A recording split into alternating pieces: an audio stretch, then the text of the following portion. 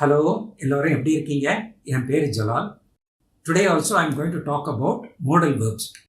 In the last two lessons, we have seen 7 modal verbs, namely can, could, may, might, will, would and shall. Today I am going to talk about 2 more modal verbs, namely should and must. I am also going to talk about have to, because have to is almost similar to must. Before I start with today's topic, I would like to tell you one thing. That is, knowledge is power. அதாவது நமது அறிவு தான் நமக்கு சக்தி.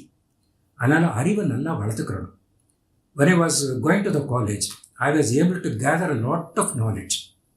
I used to read magazines, newspapers, fictions, any kind of book. I used to go to library, meet knowledgeable people, lecturers, discuss things, attend seminars. This is how I improved my knowledge, due to which I got 3 or 4 good friends. They were from English medium school. I was the only guy from Tamil medium school. So I used to share my knowledge with them. They became my friends due to my knowledge. I used to share my knowledge with them. They used to talk to me in English. This is how I developed my spoken English. So this is what I am telling you. If you want to get a good circle of friends, you have to improve your knowledge. So knowledge is power, you improve your knowledge.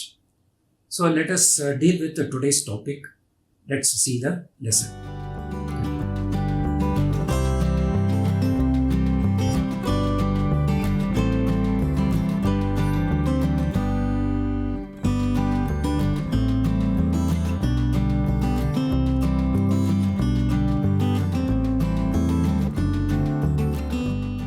First, let's see should.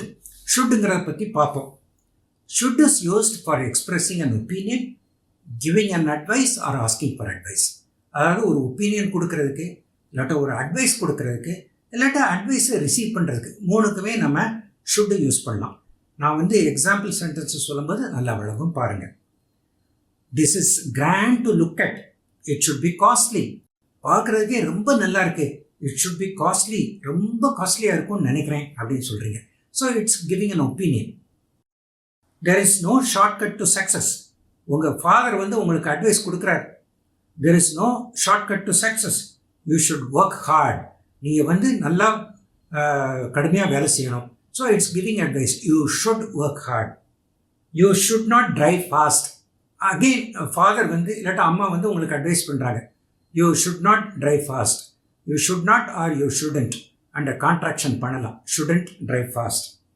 It's risky அப்படின்ட்டு advice கொடுக்குறாங்க.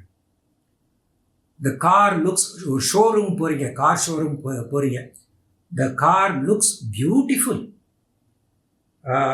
The price is also reasonable. Do you think I should buy it? அப்படின்ட்டு உங்கள் ஃப்ரெண்டை கேட்குறீங்க. Do you think I should buy it? So it's seeking, asking for advice. இந்த மூணு சந்தர்ப்பத்திலையும் ஷுட்டை use பண்ணலாம். பிறகு எக்ஸ்பிரஸிங் அண்ட் எக்ஸ்பெக்டேஷன், இதில் கூட ஷுட்டை யூஸ் பண்ணலாம். For example, the train should arrive at the station in the next few minutes. ஸ்டேஷனில் பிளாட்ஃபார்மில் நிற்கிறீங்க. ட்ரெயின் ஸ்டேஷனுக்கு ட்ரெயின் இன்னும் கொஞ்சம் நேரத்தில் வரும் அப்படின்னு நினைக்கிறேன். அப்படிங்கிறதுக்கு த train should arrive at the station in the next few minutes, அதுக்கும் ஷுட்டை யூஸ் பண்ணலாம்.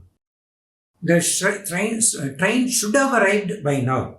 The train should have arrived. ஏற்கனவே வந்திருக்கணுமே இந்நேரம் அப்படின்னு சொல்கிறதுக்கும் should யூஸ் பண்ணலாம். அதுக்கு பிறகு for expressing regret about a past action also you can use the word should. For example, he failed in the exam because he never studied well. He shouldn't be regretting now. அவன் fail ஆகிட்டான், ஏன்னா அவன் படிக்கலை. He shouldn't be regretting now. should not be regretting now. இப்போ வருத்தப்பட்டு என்ன அப்படிங்கிறதுக்கு. அதுக்கு பிறகு ஷுட்டுக்கு பதிலாக ought to அப்படின்னு யூஸ் பண்ணலாம். But ought to is not so common. இருந்தாலும் நம்ம தெரிஞ்சு வச்சுக்கிறோம் இல்லையா, அதுக்காண்டி சொல்கிறேன். He ought not to have fought with his brother. பிரதரோட அவன் சண்டை போட்டிருக்கக்கூடாது. He ought not to have fought with his brother. He should not have fought with his brother அப்படின்னு சொல்லலாம். ought toங்கிறது it is synonym for should, but it's not very commonly used. அதுக்கப்புறம் should is also used formally. ஒரு ஃபார்மலாக கடைசியில் சொல்கிறதுக்கும் சொல்லலாம். should you need any assistance, please do not hesitate to call me. உனக்கு எதுவும் assistant தேவை இருந்துச்சுன்னா என்னை கூப்பிடு அப்படின்ட்டு ஒரு ஃபார்மலாக சொல்கிற மாதிரி. நெக்ஸ்ட் மாடல் வேர்பு வந்து must. Must is used for expressing a necessity felt by the speaker, used in the present or future tenses. இப்படி சொன்னால் உங்களுக்கு விளங்காது. நான் ஒரு எக்ஸாம்பிளோட சொல்கிறேன். இப்போ வந்து மஸ்ட் வந்து ஒரு ஸ்ட்ராங் டேர்ம், அதை மட்டும் நினச்சிக்கோங்க. அப்போ வந்து ஒரு டாக்டர் வந்து உங்கள் கிராண்ட்மாவை பார்க்க வர்றாரு, ஹெல்த் கண்டிஷன் எப்படி இருக்குன்னு செக் பண்ணுறதுக்கு வர்றாரு. அப்போ சொல்கிறார், your grandma's health is critical, you must admit her in the hospital அப்படிங்கிறார். Here the speaker is the doctor. Doctor feels the necessity, அதை தேவையை உணர்ந்து அவர் ஸ்ட்ராங்காக சொல்கிறார். Your grandma's health is critical. கிரிட்டிக்கல்னா ரொம்ப மோசமாக இருக்குது. You must admit her in the hospital அப்படின்னு சொல்கிறார். ஸ்ட்ராங்காக சொல்கிறார். ஸ்ட்ராங்காக சொல்கிறது தான் you must admit her in the hospital அப்படின்னு சொல்கிறார். அது பிறகு இன்னொரு சிச்சுவேஷன் கூட பாருங்கள். He must hit a 6 in the last ball of the match to win this game அப்படிங்க. கிரிக்கெட் மேட்ச்சில், ஐபிஎல் மேட்ச்சில் இந்த லாஸ்ட் பால் இருக்குது. the team requires 5 runs. So 4 runs boundary அடித்தா காணாது. So he must hit a 6. அப்படி 6 அடித்தா தான் they will win the game. So it's a must hit situation. he must hit a 6. அதுக்கு பிறகு எக்ஸ்பிரஸிங் a prohibition. இது வந்து ரொம்ப இம்பார்ட்டண்ட்டு. இதை வந்து வேறு எந்த வேர்டு யூஸ் பண்ணாலும் இது கரெக்டாக இருக்காது. இப்போ பாருங்கள், you must not smoke here. ஏர்க்ராஃப்டில் ஏறிட்டீங்க, ஏர் ஹோஸ்டஸ் சொல்கிறாங்க நீங்கள் ஸ்மோக் பண்ண போகிறீங்க. அப்போ சொல்கிறாங்க you must not smoke here. So அதுதான் ரூலு, அதுதான் லா. ஸோ லா, ரூல் இதெல்லாம் இருக்கும்போது the word is strong word is must. You must not smoke here. Prohibition, you must not use the mobile phone in the court hall. கோர்ட்டில் case நடந்துக்கிட்டு இருக்கும்போது mobile ஃபோனை use பண்ணக்கூடாது. Use பண்ணுறது வந்து தடை செய்யப்பட்டு இருக்கிறது. அதுக்கு தான் must not use the phone. அது வந்து ஸ்ட்ராங் டேர்ம். அது பிறகு expressing an assumption in the past or present. எப்போதுமே ஒரு எக்ஸாம்பிள் சொன்னால் தான் உங்களுக்கு வழங்கும். ஆனால் டெஃபினேஷன் எது தான். Expressing an assumption in the past or in the present or the past. அதுக்கு ஒரு example. he must have reached there by now அப்படின்னு சொல்லி ஃபாதர் வந்து மதர்கிட்ட சொல்கிறார். 2 பேரும் ஏர்போர்ட்டில் போய் பையனை ஃப்ளைட்டில் அனுப்பிட்டு வர்றாங்க. வரும்போது 3 hours ஆயிடுது.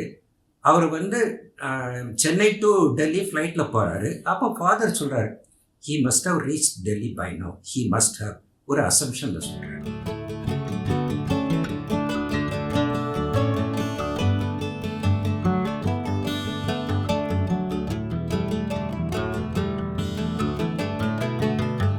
இப்போ நெக்ஸ்ட் வந்து ஹாவ் டு யூஸ் பண்ணணும். இதெல்லாம் டெஃபினேஷன் முதல்ல சொல்கிறேன். அதை பார்த்து ஒன்றும் பயந்துடாதீங்க. ஒரு எக்ஸாம்பிள் சொல்லும்போது உங்களுக்கு நல்லா விளங்கும். ஏன்னா ஹாவ் டுவும் மஸ்ட்டும் கிட்டத்தட்ட ஒன்று தான். அது இன்டர்சேஞ்சபிளாக நீங்கள் யூஸ் பண்ணீங்கன்னு வச்சுக்கோங்க. கிராமரை மறந்துடுங்க. நீங்கள் யூஸ் பண்ணுறீங்க, நான் யூஸ் பண்ணுறேன், நீங்கள் யூஸ் பண்ணுறீங்க அப்படின்னா it's not a great mistake. ஏன்னா even Americans and Brits also they use it interchangeably.